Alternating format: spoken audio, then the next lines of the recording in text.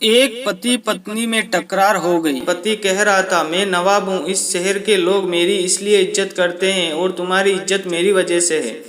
पत्नी कह रही थी, आपकी इज्जत मेरी वजह से है। मैं चाहूँ तो आपकी इज्जत 1 मिनट में बिगाड़ भी सकती हूँ और बना भी सकती हूँ। नवाब को तस आ गया और बोला, ठीक है, दिखाओ मेरी इज्जत खराब करके।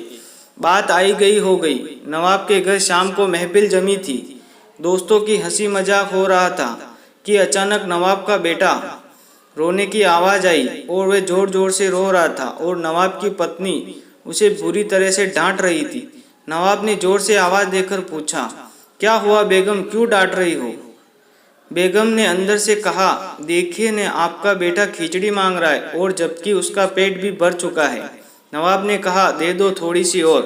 बेगम बोली, घर में और भी लोग हैं, सारी इसी को कैसे दे दूं? पूरी महफिल शांत हो गई। लोग कानाफूसी करने लगे, कैसा नवाब है, जरा सी खिचड़ी के लिए इसके घर में झगड़ा होता है। नवाब की पगड़ी उछल गई। सभी लोग चुपचाप उठकर चले गए। नवाब उठकर अपनी बेगम के पास आया और बोला, मैं मान गया, तुमने आज मेरी इज्जत तो उतार दी।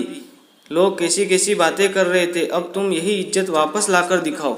बेगम बोली, इसमें कौन सी बड़ी बात है। आज जो लोग महफिल में थे उन्हें आप फिर से किसी बहाने से निमंत्रण दीजिए। नवाब ने फिर सब लोगों को बैठक और मौज मस्ती के बहाने सभी मित्रगण बैठे थे। हंसी मजाक चल रहा था। फिर वही नवाब का बेटे के रोने की आवाज़ आई। नवाब ने आवाज़ देखकर पूछा, बेगम क्या हुआ, क्यों रो रहा है हमारा बेटा? बेगम ने कहा, फिर वही खिचड़ी की जिद कर रहा है। लोग फिर से एक दूसरे का मुंह देखने लगे। यार, एक मामूली खिचड़ी के लिए इस नवाब के घर रोज झगड़ा होता है। नवाब मुस्कुराते हुए बोला, अच्छा बेगम, तुम एक काम करो, तुम खिचड़ी यहाँ लेकर आओ, हम खुद अपने बेटे को अपने हाथों से देंगे, वो मान जाएगा और सभी मेहमानों को भी खिचड़ी खिलाओ। बेगम ने जवाब दिया, जी नवाब साहब। बेगम बैठक खाने में आ गई। पीछे नौकर खाने का सामान सिर पर रखकर आ रहा था। हंडियाँ नीचे रखी और मेहमानों को भी देना शुरू कर दिया अपने बेटे के साथ। सारे नवाब के दोस्त हैरान। जो परोसा जा रहा था वो चावल की खिचड़ी तो कतई नहीं थी, उसमें खजूर, पिस्ता, काजू, बादाम, किशमिश, गिरी इत्यादि से मिलाकर बनाया हुआ सुस्वादिष्ट व्यंजन था। अब लोग मन ही मन सोच रहे थे कि ये खिचड़ी है, नवाब के घर इसे खिचड़ी बोलते हैं तो मावा मिठाई को क्या बोलते हैं। नवाब की इज्जत को 4 चांद लग गए। लोग नवाब की रईसी की बातें करने लगे।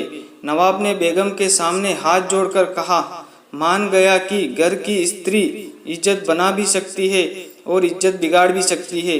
जो जिस व्यक्ति को घर में इज्जत हासिल नहीं, उसे दुनिया में कहीं इज्जत नहीं मिलती। सृष्टि में यह सिद्धांत हर जगह लागू हो जाएगा। अहंकार युक्त जीवन में स्त्री जब चाहे हमारे अहंकार की इज्जत उतार सकती है और नम्रता युक्त जीवन में इज्जत बना सकती है।